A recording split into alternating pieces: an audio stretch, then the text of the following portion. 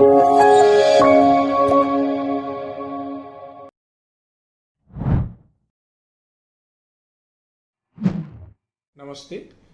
આજે આપણે એક પેશન્ટનો ફીડબેક લઈ રહ્યા છીએ.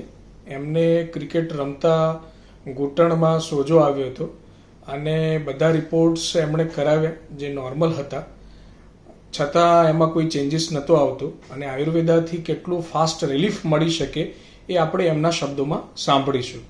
સર, તમને જે તમે ક્રિકેટ રમતા હતા ત્યારે તમને શું શું થયું હતું એ જરા એક્સપ્લેન કરો.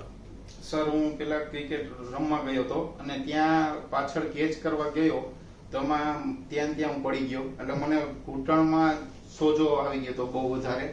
એટલે પછી મને એક ઓર્થોપેડિક સર હતા, એને મને કીધું કે તમે એવું હોય તો MRI કરાવી લ્યો, એક્સરે કરાવી લ્યો. પણ MRI કે એક્સરે કરાવ્યું તો એમાં મને કશું કઈ આવ્યું નહીં. બરાબર.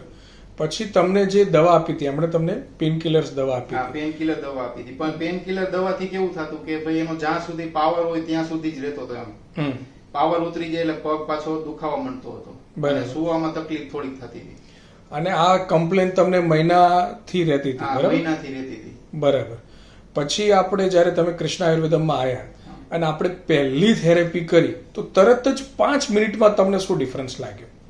તમે થેરાપી કરી અને પેલા મારા પગમાં બધું સોજો અને ત્યાં પંચર પાડ્યા અને પછી તમે મને એમ કીધું કે ભાઈ તમે ચાલો, તો મારો પગ 5 મિનિટમાં જ સીધો પડવા માંડ્યો હતો. બાકી પેલા સીધો નહોતો પડતો એમ.